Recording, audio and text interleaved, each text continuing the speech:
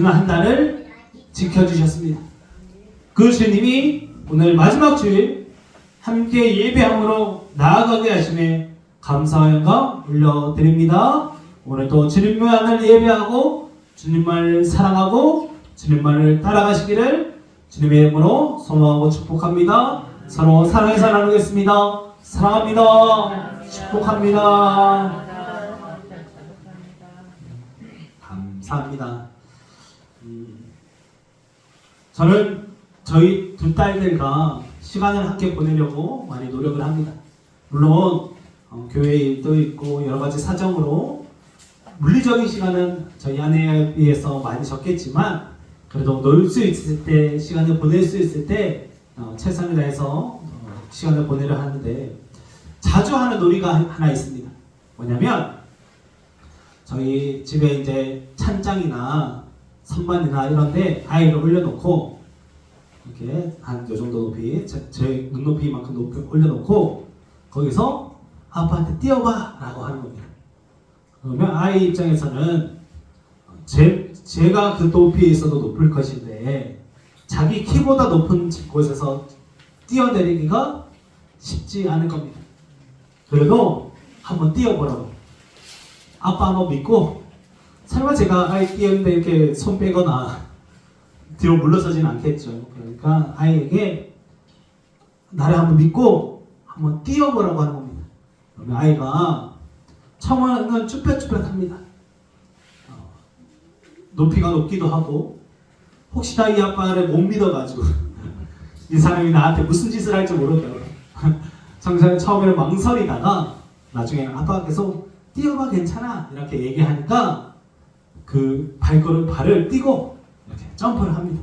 뛰어내립니다. 그러면 제가 받아서 잘했다고 이렇게 칭찬도 해주고 같이 놀아줍니다. 그게 저랑 아이의 신뢰도를 이렇게 깊게 하는 것도 있고 아이가 용기 있게 무엇인가를 도전할 수 있도록 이렇게 할 수 있는 놀이라고 해서 제가 많이 자주 하는 놀이입니다. 아이 입장에서는 안 뛰는 게 안전합니다. 그렇죠? 높은 곳에 있으면 안 떨어지게 잘 붙잡고 있는 게 더 안전한 일입니다. 그런데 그거기에서 뛰어서 저에게 안기는 순간 아버지의 사랑을 깨달을 수도 있고 또 나도 무엇인가 할 수 있다는 그러한 성취감과 용기를 얻게 됩니다. 뛰어내리지 않으면 누릴 수 없는 것입니다. 우리가 예수님의 품에 안긴다는 것, 예수님에게 믿음으로 나아간다는 것은 한편으로 나에게 가장 안전하다고 생각하는 것으로부터 벗어난다는 것을 의미합니다. 사람은 자신을 든든하게 지켜주고 내 발이 안전하게 디딜 수 있는 곳을 찾습니다. 집을 짓더라도 든든한 반석 위에 지어야지 허물어져가는 모래 위에는 집을 지어서는 안 됩니다. 조금이라도 더 안전하고 안정적이고 신뢰할 수 있는 것을 찾습니다. 때로는 모험도 하고 도전도 하겠지만 나의 인생을 길게 살펴보았을 때 가장 안전하다고 생각하는 것에 내 모든 것을 걸고 거기에서 평안함을 누리기도 합니다. 그런데 우리가 예수님 품에 안긴다는 것은 내가 세상에서 안전하다고 여기는 것과의 이별을 의미하고 이제 예수님 품에서 참된 평안을 누리겠다는 믿음의 고백이기도 합니다. 우리의 인생에 위기는 언제든지 찾아올 수 있습니다. 목사님, 이제 살 만큼 살았어요 라고 말하겠지만 그래도 내일에 있을 일을 장담하지 못하는 것이 우리의 인생입니다. 이제 겪을 만큼 다 겪었다고 생각했는데 여전히 풍랑이 찾아올 때도 있습니다. 이제 무뎌질 대로 무뎌졌다고 생각했는데 그래도 아프긴 아픕니다. 그래서 우리는 이 풍랑과 같은 세상 속에서 내가 세상에서 그나마 디딜만하다고 안전하다고 생각했던 그 배에서 그곳에서 벗어나서 믿음의 주요 온전하게 하시는 이인 예수님을 바라보고 예수님께 나아갈 수 있어야 합니다. 그것이 바로 예수님의 품에 안기는 것입니다. 세상의 안전이 아니라 세상의 평안이 아니라 예수님이 주시는 참 평안을 바라보며 나아갈 수 있어야 합니다. 오늘 풍랑 속에서 예수님께 믿음의 걸음을 내디딘 사도 베드로의 모습을 통해서 그리고 그 풍랑 속에 우리를 찾아오시는 예수님을 바라보면서 우리도 예수님의 품에 온전히 안기게 되기를, 예수님의 품에서 참 따뜻함과 안식을 누리게 되기를 소망하고 축복합니다. 오병이어 사건을 아실 겁니다. 물고기 2마리와 보리떡 5개로 5,000명을 먹인 사건입니다.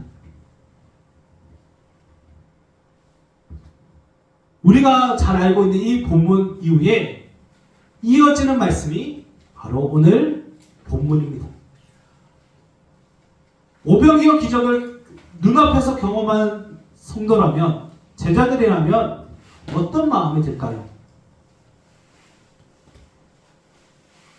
제가 만약에 여기서 오병이어 기적을 일으킨다면 성령들 저를 완전 신과같이 여기면서 이제 목사님이랑 같이 있으면 먹을 걱정 안 해도 되겠다고, 농사 안 지어도 되겠다고 라고 생각할지도 모르겠습니다. 제자들도 그 영광을 누린 겁니다.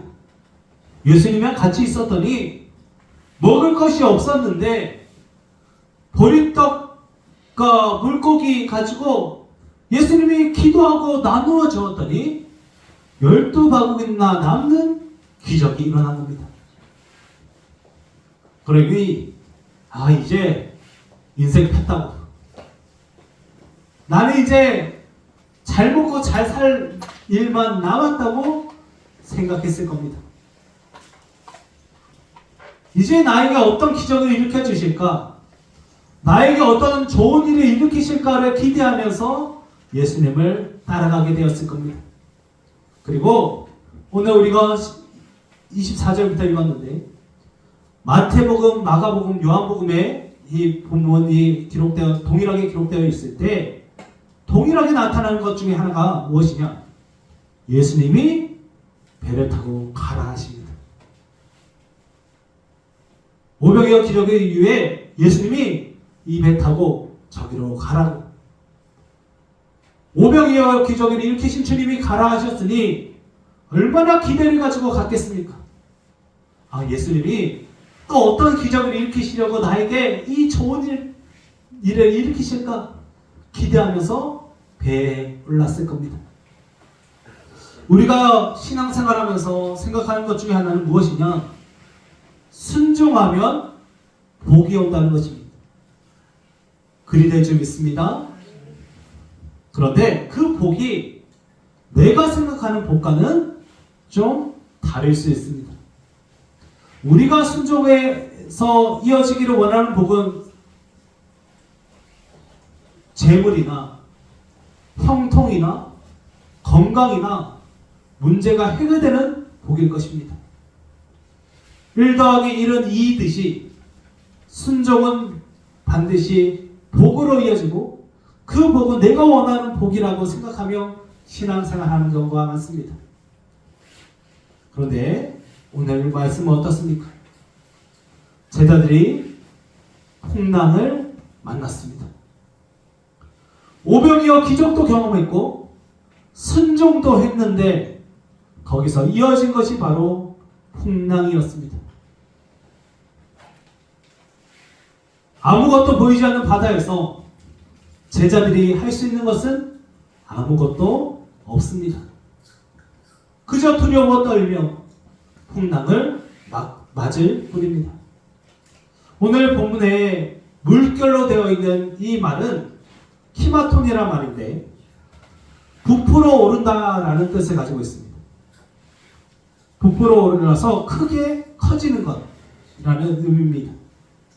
물결이 부풀어 올라서 제자들을 덮쳤다는 뜻입니다. 잔잔한 물이 아니라 크게 부풀어오는 물, 그리고 고난을 당하더라 라는 말이 있는데, 이 말은 해산의 고통을 표현할 때 쓰는 말입니다.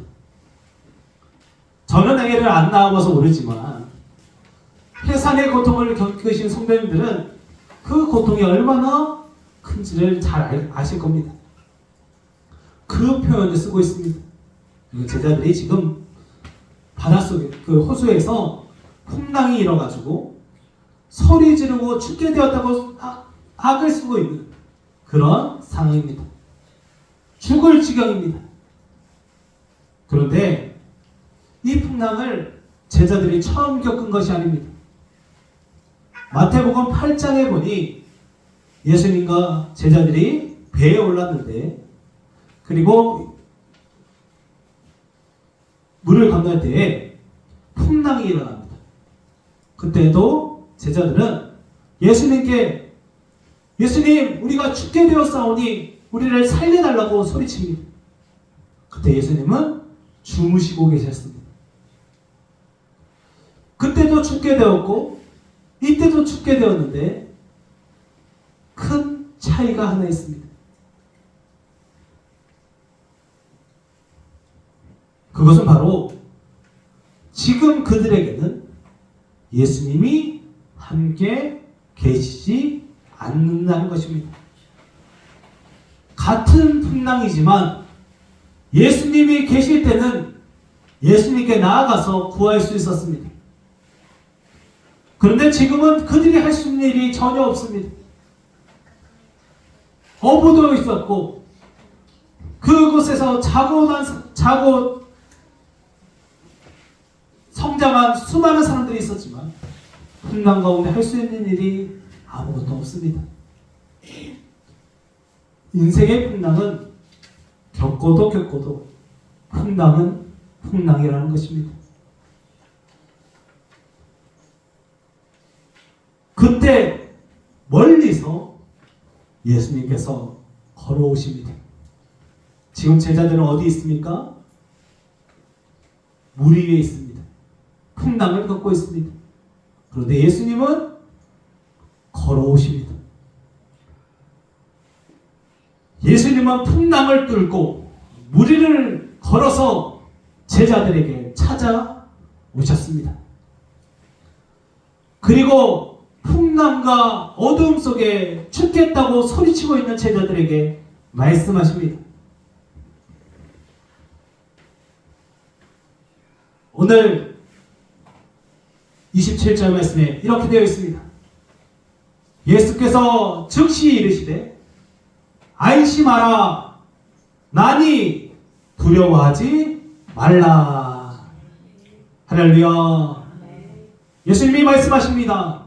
안심하라, 안심하라, 안심하라 하십니다. 예수님이 오셨으니 이제 안심해도 됩니다. 예수님은 풍랑치던 호수에서도 평온히 물 위를 걸으시는 분입니다. 그러한 예수님께서 우리의 풍랑 가운데 찾아오십니다. 우리의 풍랑을 외면하지 않으시고 우리를 건지러 오십니다. 우리를 살려주시고 이제 풍랑은 끝났다고 나랑 함께 가자고 새로운 소망을 주시려 오시는 것입니다. 성님들, 인생의 풍랑을 두려워하지 마시기 바랍니다. 2024년 우리에게 또 어떤 일이 일어날지 아무도 모릅니다. 당장 오늘 예배 끝나고 돌아가는 길에도 우리에게 어떤 일이 일어날지 아무도 모릅니다. 그러나 안심하시기 바랍니다. 예수님이 괜찮다 하십니다. 예수님이 안심하라 하십니다. 예수님이 두려워하지 말라 하십니다. 그 풍랑을 뚫고 이제 잔잔하게 해주겠다고, 이제 내가 함께 있겠다고 말씀해 주십니다. 풍랑이 일어도, 어떠한 문제가 일어나도, 당장 배가 끊어지고 부셔지고 내 삶이 무너지는 그 순간에도 예수님과 함께라면 괜찮습니다. 혹시라도 삶 가운데 풍랑을 갖고 있는 성도님들이라면 오늘 말씀을 붙잡으시기 바랍니다. 그리고 누군가 풍랑을 겪고 있는 사람이 떠오른다면 이 말씀을 전하시기 바랍니다. 예수님이 말씀하십니다.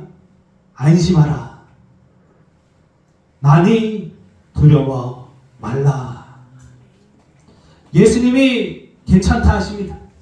오늘 말씀을 붙잡고 내 삶에 어떠한 풍랑이 다가온다 할지라도, 내 마음이 무너지고 내가 너무나 슬프고 내가 너무나 두렵고 스스로가 한심하게 느껴지기도 하고 너무나도 어려운 그 순간 가운데 안심하라 하는 그 주님의 말씀 붙잡고 안심하는 우리 모두 되기를 소망하고 축복합니다.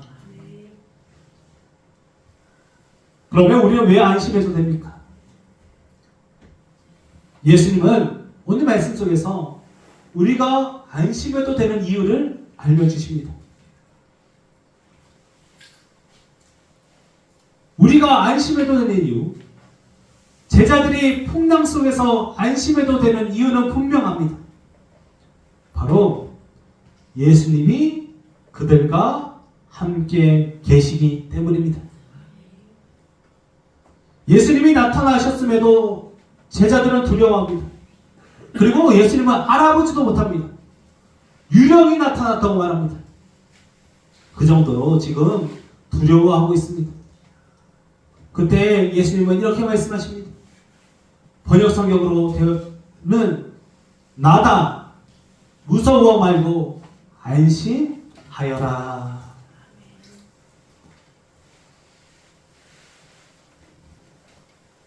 요한복음 오늘 말씀에 나니라고 되어 있는 부분이 요한복음에도 있는데, 그 본문에는 정확하게는 나는 나다라고 되어 있습니다.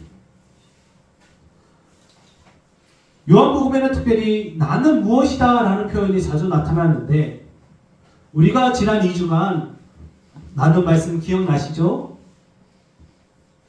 다른 교회 갔다 오셨나요? 나는 포도나무니 나무요 너희는 가지다 라는 말씀을 나누었고, 나는 목자다, 선한 목자라는 말씀을 함께 나누었습니다. 예수님은 자신에 대해서 나는 포도나무다, 나는 선한 목자다, 이런 식으로 스스로를 소개하십니다. 그런데 오늘 말씀에서는 자신을 다른 것에 비유하지 않으십니다. 그저 나는 나다라고 말씀하십니다. 이 세상의 그 어떤 것도 예수님을 온전히 표현해낼 수 없습니다. 예수님을 온전히 표현할 수 있는 것은 나는 나는 예수다, 나는 나라는 이 말씀밖에 없음을 기억하시기 바랍니다. 이 표현이 구약에 동일하게 쓰인 곳이 있습니다. 여호와 하나님께서 모세에게 나타나셔서 모세가 당신은 누구십니까? 라고 물었을 때 예수님이 여호와 하나님께서 말씀하십니다. 나는 스스로 있는 자다. 나는 나다. 곧 예수님은 하나님이시라는 말입니다. 제자들이 안심하고 두려워하지 않아도 되는 이유는 바로 예수님이 하나님이시기 때문입니다. 하나님은 누구십니까? 하나님은 사랑의 하나님이십니다. 그래서 아들이신 예수 그리스도를 죽이시면서까지 우리를 살리셨습니다. 하나님은 자기 백성을 끝까지 지키시는 분입니다. 어려움에 처했을 때 우리가 해야 할 일은 그 모든 문제를, 내 삶의 풍랑을 하나님께 맡기는 것입니다. 예수님은 풍랑 속에서 나타나셔서 제자들에게 무엇을 하라고 하지 않으십니다. 나타나셔서 풍랑이 있으니 노를 빠르게 저어라, 아니면 배를 수리해라, 가만히 앉아있으라, 이런 명령을 하지 않으십니다. 그저 안심하라 하십니다. 그저 두려워하지 말라 하십니다. 예수님이 하나님이시기 때문입니다. 내 힘으로 해결하려면 문제가 더 커지고 복잡해집니다.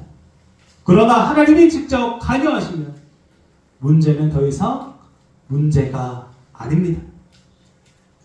예수님이 풍랑 가운데 찾아오셔서 하늘의 영광을 나타내십니다. 오병이어의 기적을 일으키시고 물 위를 걸으시며 풍랑을 잔잔하게 하시는 예수님이 우리의 삶 속에 찾아와 주셨습니다. 내 힘으로 해결해야 했던 내 삶의 문제를 이제 주님의 손에 맡겨 보시기 바랍니다.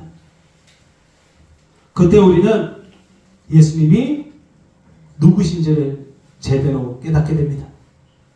맡기지 않으면 모릅니다. 내가 스스로 해결을 하려 하면 예수님이 어떤 분인지 경험할 수 없습니다. 예수님이 우리의 삶의 풍랑을 잔잔하게 하실 줄 믿습니다. 이제 다 끝났습니다. 우리가 이겼습니다. 우리가 이기고 있습니다. 그리고 이길 것입니다. 예수님이 하나님이심을 믿으며 풍랑 속에서 안심하고 두려워하지 않는 우리 모두 되기를 소망하고 축복합니다. 그러므로 이제 우리의 인생의 풍랑은 문제가 되지 않습니다. 이때 베드로는 예수님이 보여주시는 영광에 사로잡혀서 예수님께 무모한 도전을 합니다. 주여, 나도 물 위를 걷게 해주세요. 베드로는 물 위를 걸어오시는 예수님을 보니 나도 예수님만 보고 있으면 물 위를 걸을 수 있다는 믿음이 생겼습니다. 그 믿음을 주신 분도 주님이신 줄 믿습니다. 물결과 어두움에 사로잡혀 아무것도 보지 못하던 베드로가 예수님께 자신의 모든 시선을 집중하며 배에서 뛰어내려옵니다. 풍랑 속에서 가장 안전한 곳은 어디입니까? 배가 제일 안전합니다. 사람은 혼자 힘으로 풍랑 속에서 헤엄칠 수 없습니다. 그나마 제일 안전한 곳이 바로 배입니다. 그런데 그 배에서 내려와 예수님께로 나아갑니다. 예수님에게서 진정한 평안과 안식을 얻을 수 있기 때문입니다. 그래서 베드로는 배에서 내려와서 물 위를 걸으며 믿음의 발걸음을 걸어갑니다. 우리가 예수님의 품에 안긴다는 것은 이와 같습니다. 나를 흔드는 풍랑이 아니라 예수님만 바라보는 것입니다. 그리고 예수님만 바라보며 내가 가장 안전하다고 여겼던 곳에서 뛰어내려서 믿음의 발걸음을 내딛는 것입니다. 예수님만이 하나님이십니다. 예수님만이 우리의 진정한 안식처가 되실 줄 믿습니다. 어미 독수리는 아기 독수리가 어느 정도 크고 스스로 가장 안전하다고 여길 때쯤 그 아기의 목덜미를 물고 절벽에서 아기 독수리를 던져버립니다. 그리고 이제 죽겠다 싶을 때 그를 던져냅니다. 그것을 몇 번이고 반복합니다. 그러면 그 어느 순간 아기 독수리 혼자서 날개짓을 합니다. 어미는 알고 있습니다. 독수리가 가장 안전한 곳은 하늘이라는 것을 알고 있는 겁니다. 땅에서는 독수리가 다른 짐승을 이길 수 없을 수 있습니다. 그러나 하늘을 아는 순간 독수리는 그 누구도 두려워하지 않아도 됩니다. 우리가 이 땅에서 가장 안전하다고 여기는 그곳이 안전하지 않을 수 있습니다. 지금 한번 생각해 보시기 바랍니다. 성도님들은 어디에서 가장 안전하다고 여기십니까?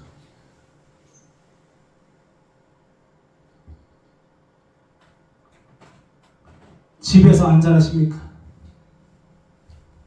돈에서 안전을 느끼십니까?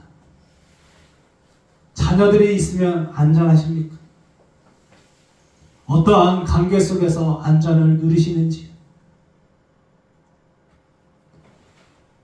이 땅에서 그 어느 곳도 영원한 안식처가 될 수 없음을 기억하시기 바랍니다. 힘든 도전이겠지만 우리는 배에서 내려와야 합니다. 내가 가장 안전하다고 여기는 그곳에서 내려와서 예수님께 나아가시기 바랍니다. 그렇게 믿음의 걸음을 내디딜 때 우리를 걷는 기적을 경험할 줄 믿습니다. 이렇게 베드로가 무리를 걷는 이야기는 우리의 큰 은혜가 됩니다. 그런데 문제가 있습니다. 이야기가 여기서 끝나지 않아요. 우리가 생각하는 동화 속의 이야기는 베드로가 무리를 걷고 뛰어가서 예수님 품에 안기고 같이 배 위로 올라가는 것이 우리가 꿈꾸는 이야기입니다. 그런데 현실은 어떠냐? 베드로가 다시 물결을 봅니다. 바람을 봅니다. 그리고 바다에 그 호수에 빠져버립니다. 기적을 경험했습니다. 그리고 예수님만 바라보면 물 위를 걸을 수 있다는 것을 깨달았습니다. 그런데 다시 내 삶에 닥쳐오는 바람 때문에 넘어지는 것입니다. 우리는 예배드릴 때 그래, 예수님이 내 전부이시지, 예수님이 나의 모든 것 되시지, 예수님만 바라보면 되지 라고 생각하고 집으로 돌아갑니다. 그런데 얼마 되지 않아서 다시 문제를 봅니다. 다시 풍랑을 봅니다. 예수님의 품 안에 있다고 생각했는데 어떻게 된 게 돌아가기만 하면 다시 문제가 더 커 보이고 풍랑이 더 거세 보이고 더 안전해 보이는 것들이 이것저것 보이기 시작합니다. 그렇게 우리는 다시 풍랑에 빠지는 것입니다.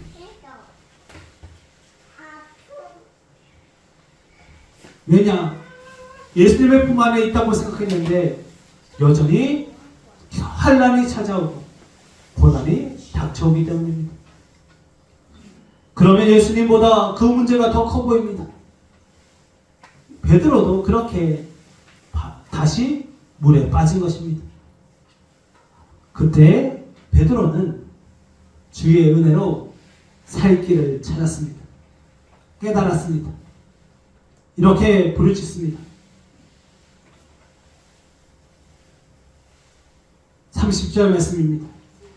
소리질러 이르되 주여 나를 구원하소서. 주여 나를 구원하소서라고 소리친 것입니다.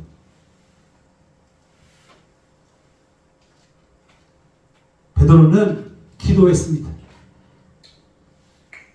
주님만 바라보고 가던 길에서 넘어졌을 때 베드로는 기도했습니다.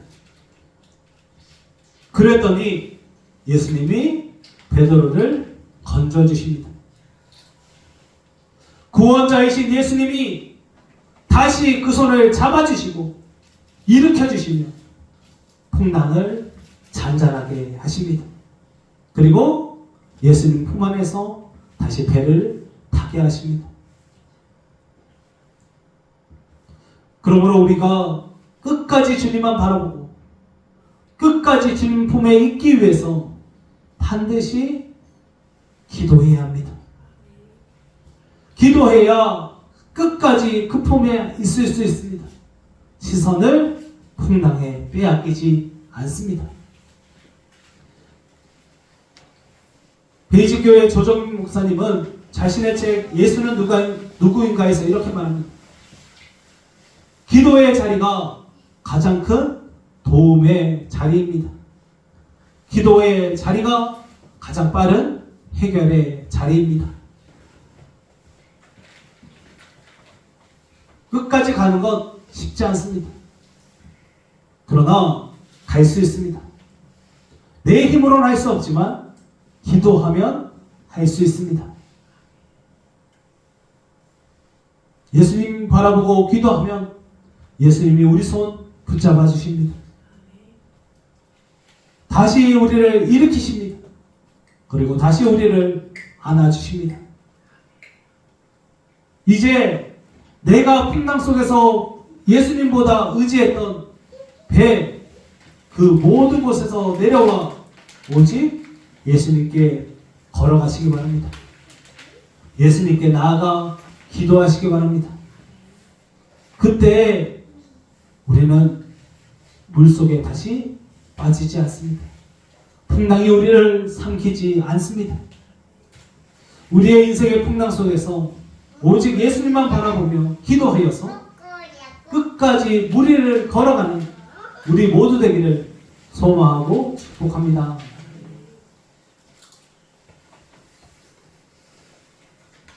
결국 우리는 이 땅에 살아가면서 풍랑이 계속해서 찾아온다는 것을 인정해야 합니다. 풍랑이 없을 수는 없습니다.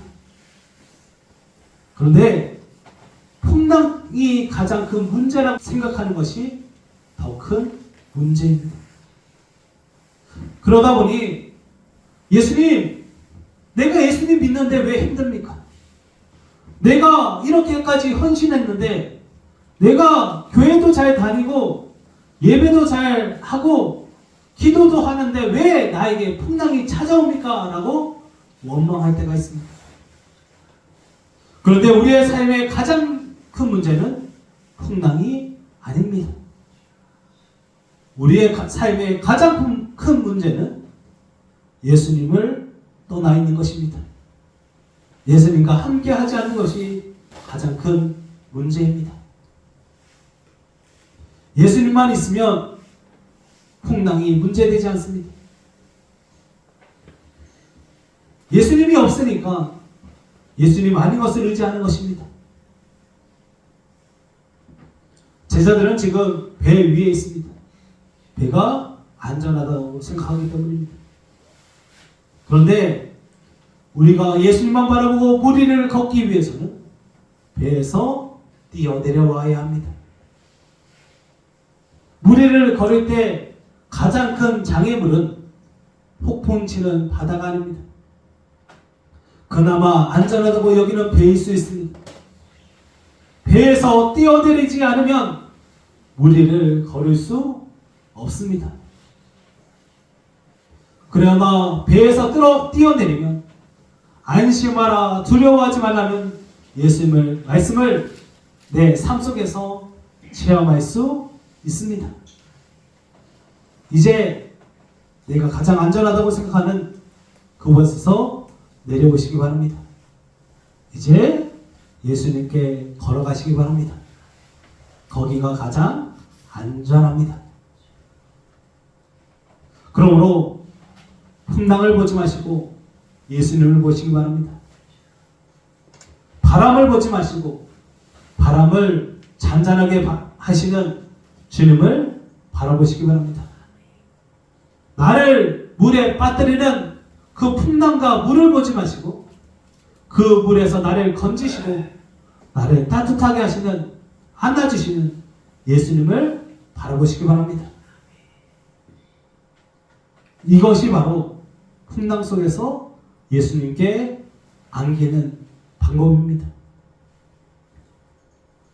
예수님을 끝까지 바라보고 풍랑 속에서 기도하는 것, 그것이 바로 예수님 품에 안기는 방법입니다.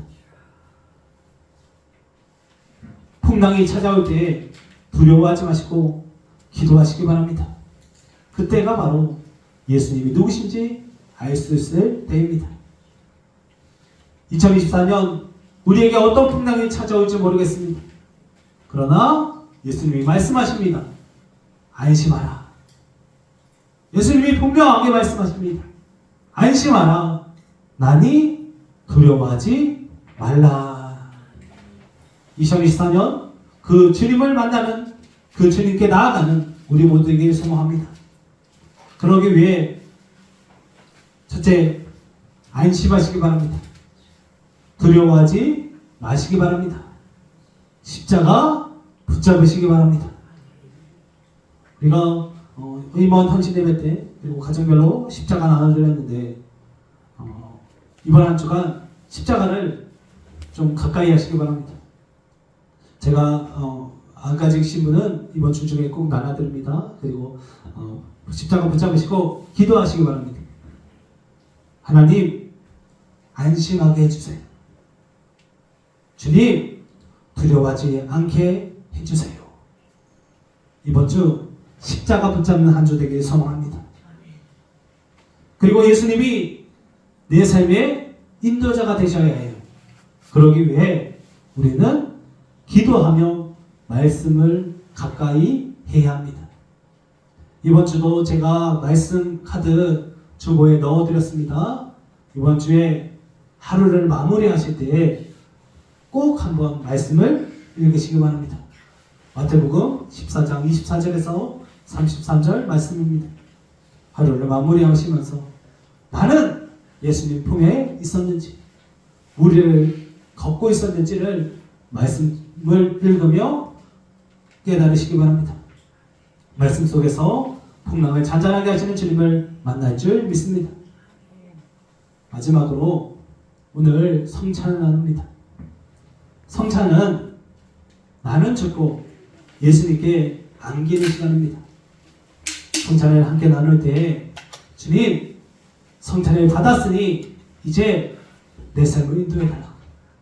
예수님과 하나 되어서 예수님 품에 안기게 달라는 마음으로 성찬을 받으시기 바랍니다. 오늘 성찬 때에 예수님이 우리를 안아주실 줄 믿습니다. 결국 예수 그리스도입니다. 예수님이 풍랑을 뚫고 우리를 찾아와 주십니다. 우리의 풍랑에 찾아오셔서 풍랑을 잔잔하게 하시고 우리를 걷게 하십니다. 때로 넘어져 있는 우리의 손을 붙잡아 주십니다. 예수님이 지금 우리의 손을 붙잡고 계십니다.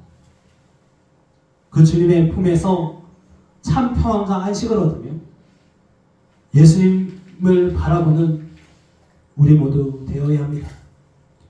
풍랑이 아니라 예수님을 바라보시기 바랍니다. 문제가 아니라 주님을 의지하시기 바랍니다.